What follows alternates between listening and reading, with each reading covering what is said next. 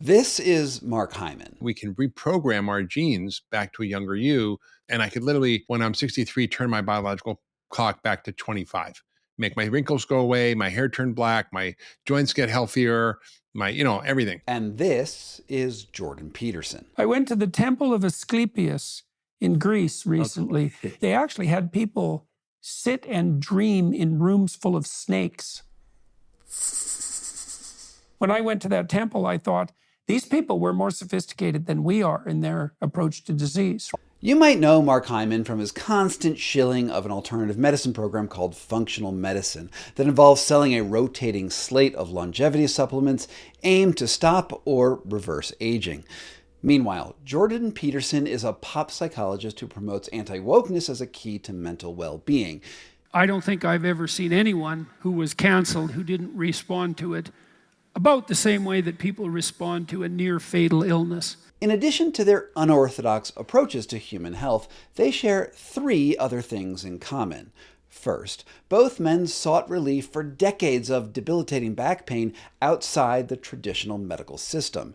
And second, in the last year and a half, both of them were hospitalized for sepsis. Because I almost died. Yeah, it was really extreme. Dad was in an ICU suffering from pneumonia and sepsis after dealing with a host of neurological issues this summer. While Hyman seems to have recovered, Peterson is still out of the public eye, and it's unclear whether he will ever come back. In this video, I'm going to tell you why I think their cases are even more connected than that. Because the third thing they have in common is that they also share the same doctor. Adil Khan, a regenerative medicine physician who runs a string of clinics out of Mexico, Dubai, Japan, Lithuania, and is in the process of opening up more inside the United States. You would be forgiven if you've never heard of Khan before, but he is nothing less than the stem cell doctor to the stars.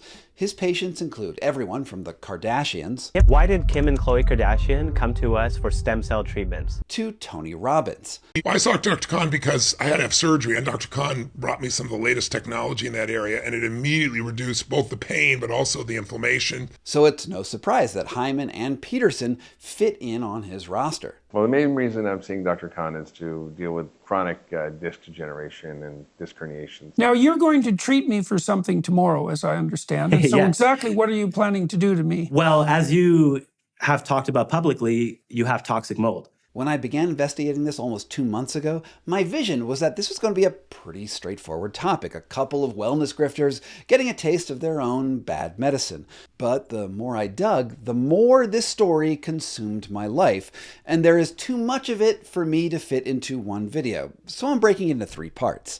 In this series, I'm going to tell you the never-before-reported story about how 2 of the most prominent wellness influencers in the world promoted Khan's dubious stem cell therapies and then tried it on themselves. While Peterson's case is unique and will require a whole episode just on its own, Hyman and Khan are public medical professionals on the fringes of medical science who have taken great pains to keep this story under wraps, because it exposes the secrets and hypocrisies of their interrelated wellness grifts.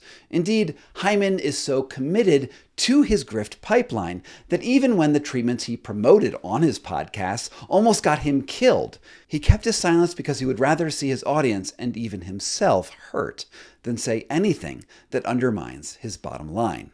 I've pieced this story together through their own social media posts and tracked down media that they've taken offline. I've interviewed multiple experts and spoken with confidential sources on the inside who confirmed my suspicions. Still, it's important to note that I haven't directly inspected their medical records, which means that the conclusions that I reach here are at least somewhat circumstantial. Which brings me to the important legal disclaimer that I've got to run right now. Everything I say on this channel and in this video series specifically is my opinion based on my own investigative work. References to scams and fraud and lies and related terms should not be taken as definitive findings of fact or legal conclusions. I've used publicly available information on and off the record interviews and independent analysis to draw my strongly opinionated conclusions. There's a sharp distinction, though, to be made between facts and evidence presented and the opinions that I draw on that material. No statement can or should be interpreted as a categorical declaration that any person has violated civil or criminal law unless a court has so ruled. I encourage viewers to examine my materials and reach their own conclusions. Indeed, Adil Khan's legal team has already been in touch, and I'm going to go over their increasingly threatening and frankly contradictory statements a little down the line. Suffice it to say, this video series is going to cover a lot of ground, not only examining what we know about the medical conditions of these health influencers, but the promising yet grift-ridden field of regenerative medicine. There are a lot of moving parts, but it's going to make a lot of sense when you get to the end, so please stay for all 3 videos.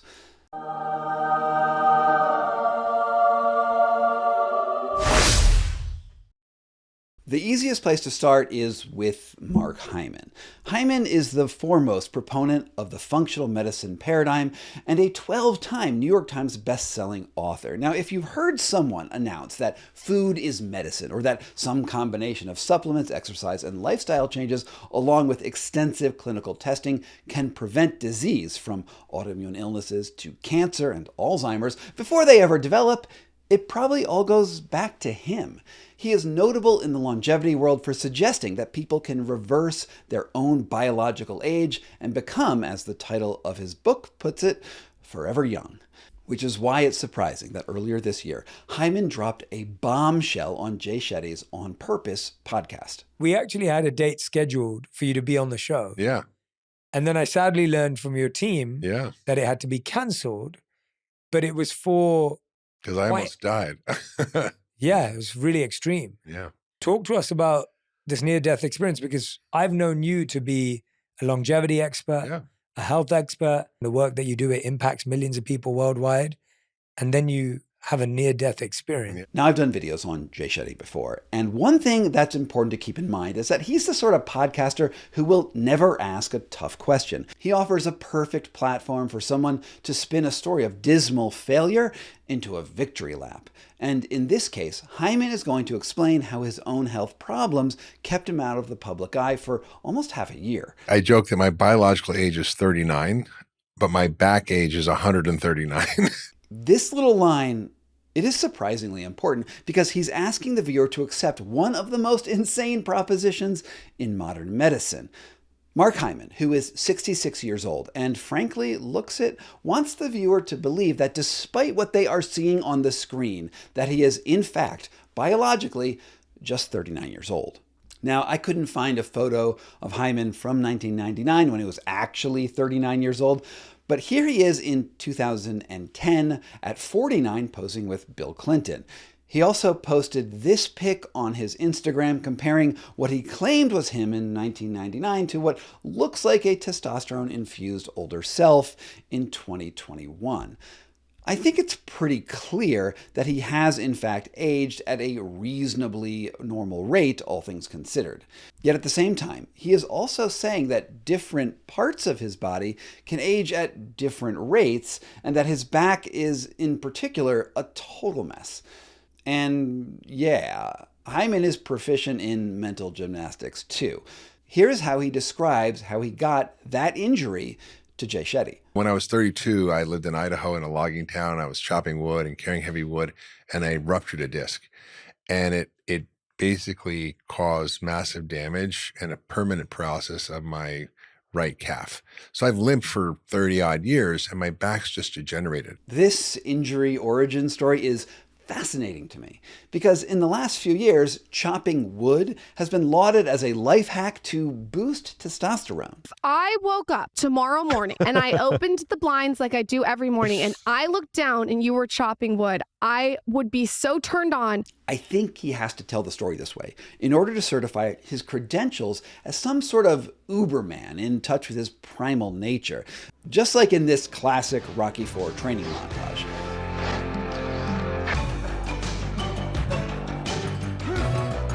The story basically suggests that he broke his back because he was just too manly.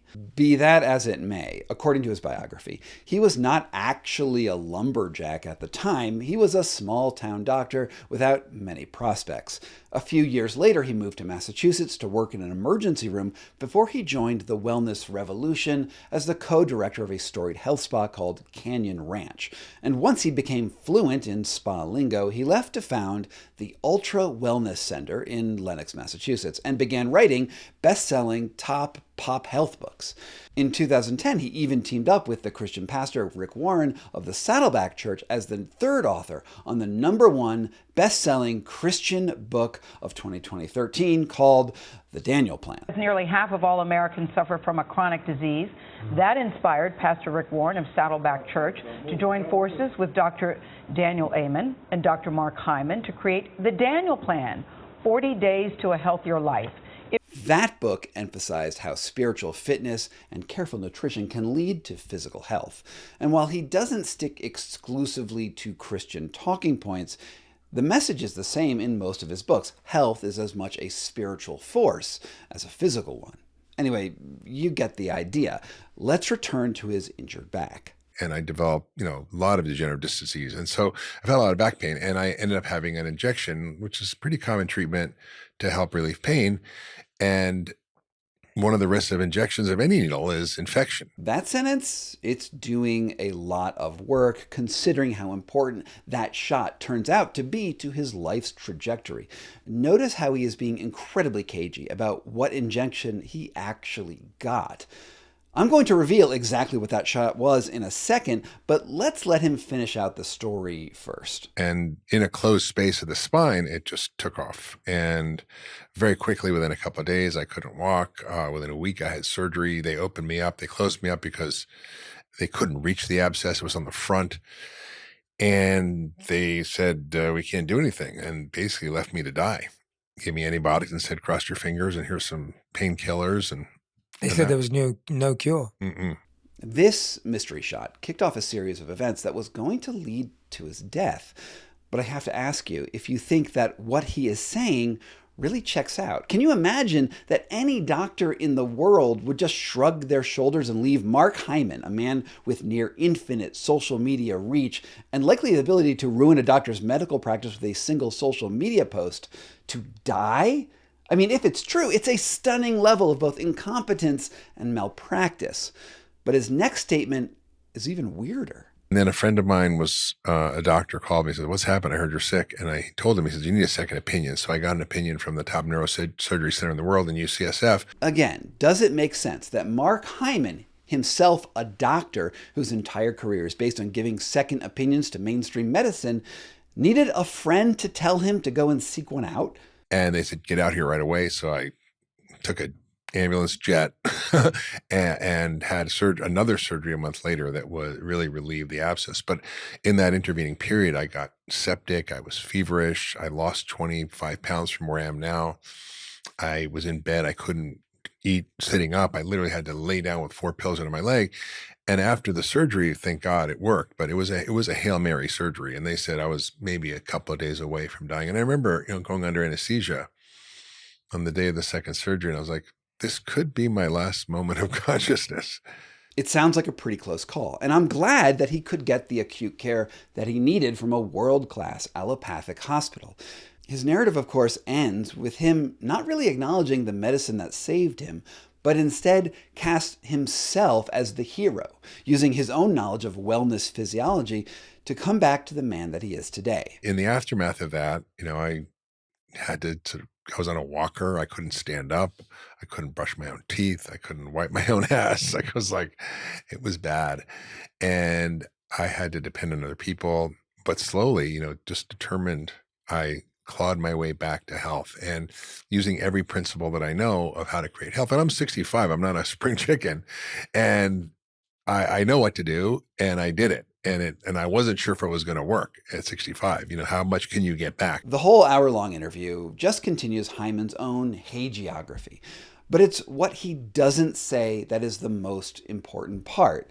What was the actual cause of his illness? At the time, back at the end of 2024, a lot of people were reaching out to me privately in my DMs saying that I had to investigate these rumors of Hyman's sepsis. They were talking about it behind closed doors. His social media presence had gone on autopilot and he was canceling speaking engagements during his recovery. But honestly, I didn't put much thought into it. Indeed, he correctly states to Shetty that any injection does carry a certain risk of infection.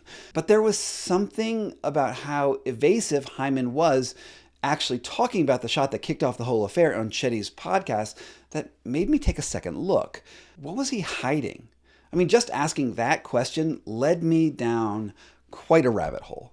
On face value, the most obvious shot would be a cortisone injection, a type of steroid, which can often reduce back pain in the short term. However, Hyman notably positions himself in opposition to standard pharmaceutical interventions. It was simply more likely that he was following the sorts of protocols that he promotes in his books. But admitting that one of the treatments that he publicly supports almost killed him could discredit him in the eyes of his fans. Now, I was talking to some people in my social network, and one person, who I'm not going to name, told me that they had heard that he'd gotten the injection from a clinic in Mexico. Furthermore, they said that the clinic had gone into emergency mode to control the story before it got out.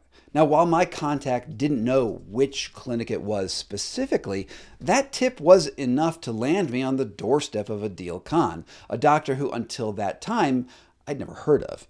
Here's a reel that Khan posted in July 2024 explaining a relationship with Hyman. Well, the main reason I'm seeing Dr. Khan is to deal with chronic disc degeneration and disc herniation. So hopefully that'll work, and also just a general stem cell tune-up and basically longevity treatments. Okay, so it's the exact same condition that Hyman had explained on Shetty's podcast. So Mark Hyman has severe spinal canal stenosis, severe facet arthritis. This means the spine is very degenerated. And the only way to avoid surgery, we had to use a combination of our engineered Muse stem cells and also Muse exosomes. These are engineered to survive better. They're also engineered to be more potent, and they have a much better pluripotent profile as well, meaning they can differentiate into new types of tissue better than regular umbilical cord stem cells. So we injected them epidurally using catheters. We also injected them into the facet joints. Bingo. So Khan's post described an injection into precisely the same spot where that ball of infection in Hyman's spine began to spread. This is a smoking gun, right? Well, not exactly. The dates don't quite match up. Here's Hyman again. It's only been 7 months from the recording of this podcast. Shetty's podcast came out on August 18th, 2025, and this reel was posted in July 2024, over a year earlier. Do a little math here and factor in a reasonable lag between the recording and launch of Shetty's podcast, and we come up with an approximate date of that shot between October 2024 and February 2025. So I looked for any evidence that Hyman had sought out a follow-up shot with Khan. After all, according to the clinical literature on Muse stem cell injections, patients often need more than just one. And that's when I found this, a podcast that Hyman recorded with Khan titled The Secret to Reversing Chronic Pain and Aging Before It's Too Late, Dr. Adil Khan, dated November 2024, dead center into my target timeframe. And even more fascinating, the podcast was no longer available on any platform on the internet. Out of more than 1,000 episodes available of Hyman's podcast on YouTube and Apple, this was one of the only ones that had ever been taken offline. Even the episode page and transcript had been wiped off of his site. It looked like he was trying to deliberately scrub this interview off the internet. The only traces I could find remained on the Wayback Machine and now abandoned AI summaries. And this is where you came in. I posted about the missing interview on my YouTube notes section, and one of you viewers helped me get a hold of the missing MP3. Here is Hyman talking to Adil Khan about his disc degeneration. Adil, welcome to the Doctor's Pharmacy Podcast. It's great to have you here. Last time I saw you was in Cabo when you're about to inject me with a bunch of interesting compounds that are biological compounds they use in regenerative medicine for my disc issues. And I'd had, steroid injections. I'd had radiofrequency ablation, which I didn't know, and when at the time would cause secondary consequences of damage to my back through damaging the muscles in my back. And so basically, I really struggled. And the only thing that's helped me take away my back pain are these compounds that are from this toolkit of regenerative medicine. All of this leads to my working hypothesis. Hyman had been seeking various stem cell treatments from Adil Khan's clinic in Cabo for his ongoing back pain since at least July 2024. He would need multiple shots over time. After he felt better after his first shot, he decided to have Khan on his podcast to spread the word about this miracle clinic. On the podcast, they even mentioned opening up a business together with a mutually branded clinic in Abu Dhabi. We do have clinics in Los Cabos, Mexico, which is probably closest for most of our US patients. And then we have a clinic in Europe. And then we have a partnership in Tokyo as well. And then maybe Mark Hyman and I, maybe we'll have something in Abu Dhabi soon. But yeah, our company is called Eterna, like eternal without an L. Khan has posted about the risks of stem cell injections on his LinkedIn profile before, noting that the shot is not the most dangerous part of the procedure, especially in a well-run lab, which begs the question about whether or not his lab is well-run at all. My guess is that right after recording the podcast, Hyman got his follow-up treatment, and then something went horribly wrong with the shot. The needle introduced an infection, and then Hyman's dreams of recovery transformed into a near-death experience. This would explain why Hyman deleted all references that he could find to Khan from his various feeds, including a compilation on stem cells that appeared later in 2025 that was put together by his team, I presume. Now, if I'm right here, then this is a really big problem. I mean, someone could argue that Hyman is perfectly within his rights to keep his medical history private. That is the idea behind HIPAA, after all, to stop doctors from releasing a person's own medical records so that information can't be used against them. However, I believe that the ethic does not apply in the case of a medical influencer who uses their own personal health history to sell multi-millions of dollars worth of supplements, individual treatments, medical services, and advice and direction to go seek treatment in other places. As a public-facing doctor appearing on podcasts that reach millions of people, Hyman has the duty to tell the whole truth about his medical experiences and not a highly curated spin. The Hippocratic Oath states that doctors should do no harm, and omitting this key piece of information harms any patient who follows his recommendations. Now, you could still argue, perhaps, I've gotten this all wrong. The only way to know for sure is to see a medical record or hear it from Hyman or Khan or someone else with verifiably direct knowledge of Hyman's medical history. Just maybe there's room to believe that he got some other shot from some other provider. If that's the case, well, then he still should disclose the source of the thing that almost killed him. But now, I want to pose a rhetorical question. Would it actually be impossible for me to connect the dots even more directly between Khan and Hyman's near-fatal shot, considering my 25-year-long career as an investigative journalist uncovering health grifters and writing an entire award-winning book that exposed the reality of international criminal organ trafficking networks? Would I give up trying to get even more evidence to confirm my hypothesis? In one word, no. I don't give up. One thing I will say is that Adil Khan is a monster. Which I hope is a hell of a cliffhanger, because this investigation is just getting going. Because I'm not only interested in Hyman's own personal medical drama. I want to show you how this connects the entire griftoverse of cutting-edge medical promises and Hail Mary clinical disasters that I believe also adds important context to the disappearance of Jordan Peterson. As this series continues, we're going to talk about both Peterson's declining health and the degenerative medicine of Adil Khan, the stem cell doctor to the stars. And one reason I'm putting this out a week or so before that video drops is because I think there's a chance that a little time might allow more information to come in, and perhaps Adil Khan or Mark Hyman will finally respond to my messages to them and go on the record.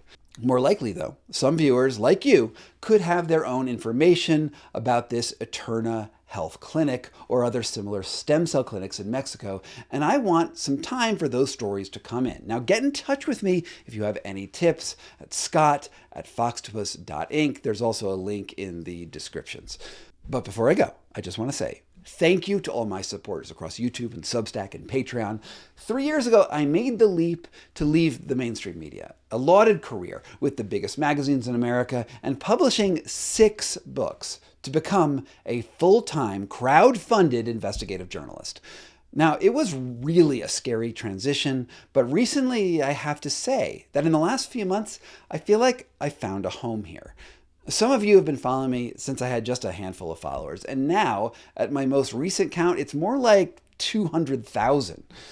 And in a world where it feels like the media is collapsing, I really appreciate how this community has made this small bastion of investigative journalism possible. Now, if you aren't a member yet and you want to be part of my investigative journalism team, I would love to invite you to subscribe to my free Substack newsletter here or on Patreon, but I prefer Substack because I get slightly better fees, etc., etc. They're all great. You can find out more down in the pinned comment below or go to sgcarney.substack.com. Thanks so much to all of you who are here with me on this journey. Now get ready for episode 2 from Foxtopus Inc. in Denver, Colorado. This was Scott Carney Investigates. Thank you so much to my supporters here on Patreon and on Substack and even on YouTube who make this work possible. It means the world to me that you're here. And if you want to get your name on the honor roll, all you need to do is sign up at the links down below. From Foxtopus Inc. in Denver, Colorado, this was Scott Carney Investigates.